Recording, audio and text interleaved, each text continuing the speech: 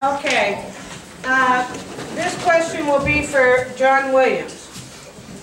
The question is, are you familiar with the policy known as Agenda 21, and do you support its objectives as they relate to city planning and development?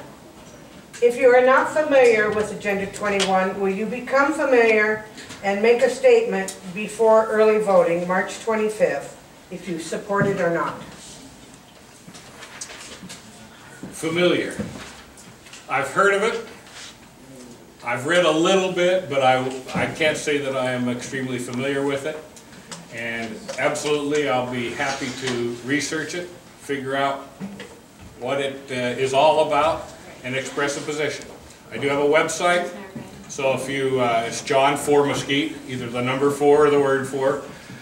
So as soon as I finish, I will post it there, and please feel free to go there, and if you ever see another question you want answered, I'm happy to answer any question. Does any other council person have any opinion on Agenda 21? I've never heard of it. Okay. Okay, Agenda 21 is a law. I'm not sure if it's a law, but it was passed by the UN. It is basically what we're dealing with right now. It's an environmental program where the government is seizing lands and making them conservation areas. That's part of Agenda 21. The reason I'm sure this question came up is because of Gold Butte, and people are concerned about that, and it depends, you can land one way or the other on it, but it would be something I would think any city councilman should be aware of. Okay? We are now. You are now? Well, you'll have to look it up. It's lengthy, but it's something you will need to know. Okay, I'm going to go through these, try to have a light one and a heavy one or something. Don't want you all running out here. Okay. Cindy, we know that all of you want to do what's best for Mesquite. My question is, who are your major supporters? This will tell me more about who you are than what you say. Gee, I've got a lot of major supporters. 3 of them are sitting here in the front row. Couple in the back. We were all going to file a financial report next week so you can see who they are. I think that makes it pretty easy. I think the people of Mesquite are my supporters. Okay. It's that simple. Okay. I'm just reading them. I don't know who wrote these. That's okay. Okay.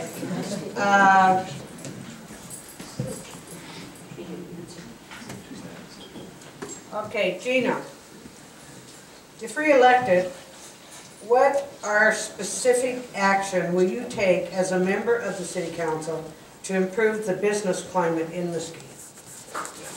Well, as I mentioned earlier, I've been working with the new business group. I've been working with the Chamber of Commerce, and again, we had meetings last week with the Small Business Development Council from Carson City.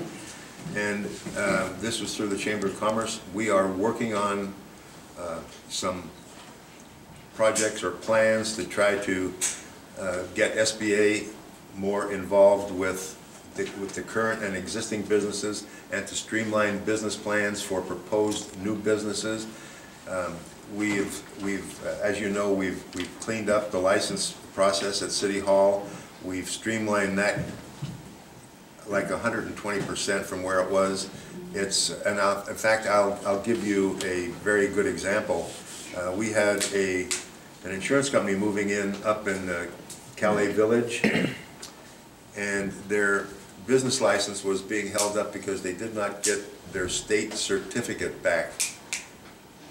However, the same company, who was headquartered in Columbia, Missouri, had an issue from the state insurance commission that was issued in 2006, but the city didn't get the current registration. So I went down, talked to the licensing department at City Hall, said, hey, we've got licensing from 2006, why cannot we do this with that ticket?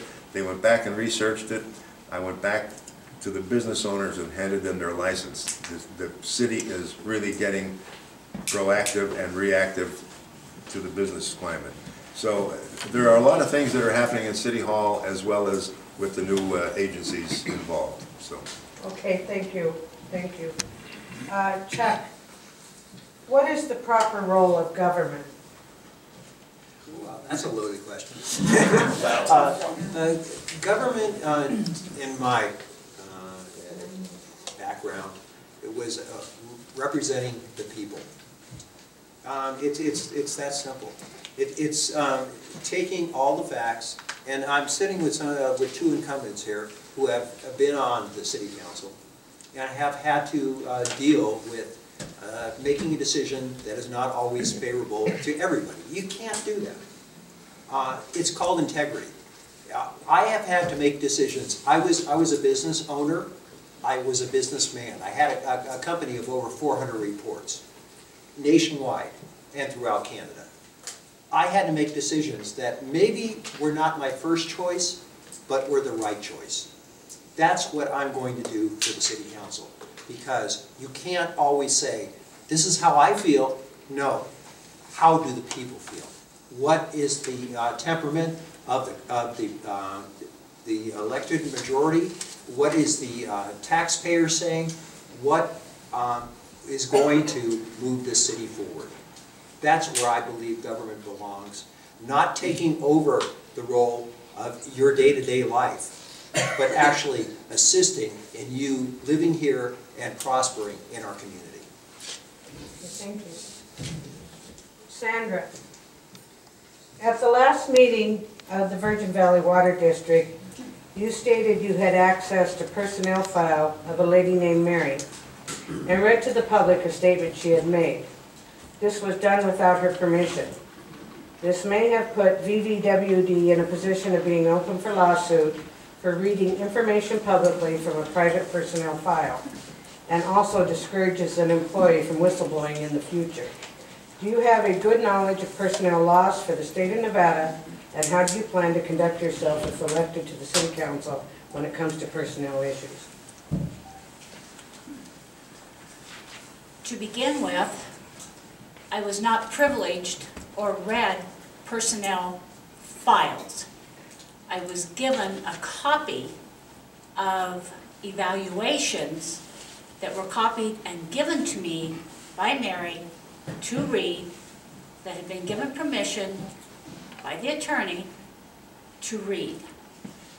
I did make the mistake of using Mary's name without asking her first. Okay. All right. And that's just part of the questions for, okay.